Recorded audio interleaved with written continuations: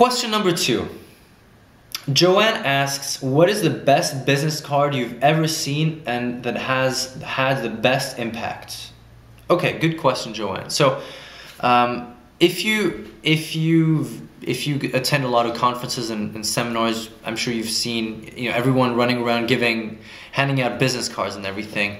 As a rule of thumb, I actually don't have a business card. I don't recommend having a business card because as an attendee, and I've put together dozens of my own seminars where I was the speaker, so for our own clients, and I've attended dozens of seminars just as an attendee. And what happens with business cards, it's very simple. You compile a big stack of business cards and then you get home and you never get back to those business cards, right? You just put them aside and you'll say, yeah, I'll get back to it. And from those business cards, you generally really connect and follow up with 3 people, 5 people at most per event. That's kind of my experience. I mean, if I think of the last 5 events I've attended, I've probably connected with at most 6-7 people total.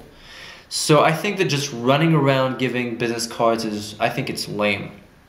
I mean, I don't do it and I don't recommend it. So what is the best business card? I'm going to answer the question differently because really the role of a business card is to get your business out there, right? It's to get attention. And I don't recommend doing a business card. If you have a business card, sure, take it at your next event. But the best thing to give, the best first impression to make is really to be perceived immediately as the expert. And what's the easiest way to be perceived as an expert is to write a book. Like I have 2 books here that I'm going to talk about at the end of today's show. But if you can come up with, you don't need to write like a 300-page book. If you just come up with a small booklet, even just a booklet, and you hand that out to other people at the event, it's much more persuasive than coming out and just giving business cards like the hundreds or thousands of people at that event. So I really recommend doing something different. And the way my mind works is usually I just look at what everything's doing and I do the opposite. So when I see 99.9% of people just running around with business cards, I never carry business cards with me.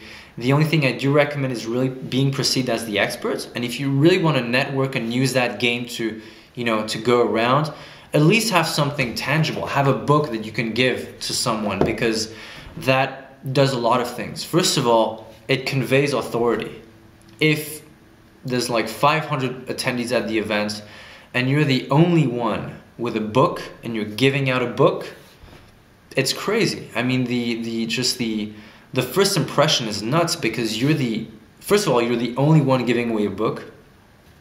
Everyone thinks that it's expensive to give away books. Sure, it costs you maybe, I don't know, $2-3 to get a book printed in like 500 or 1,000 copies.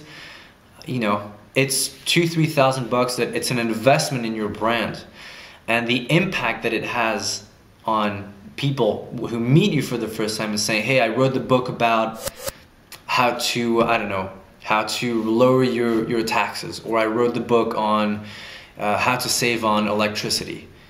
Immediately, people don't even ask, what do you do? Because you actually have a book, right? So it's the best way. I've seen a few people do it, and they immediately stand out from the crowd just because they are perceived as the authority.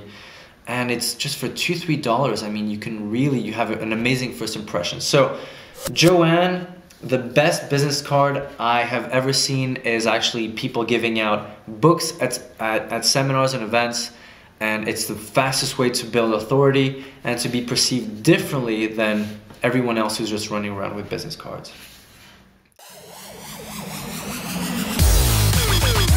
Go to MatthiasMazur.com to watch the full episode and connect with Matthias on social media. See the links in the description below.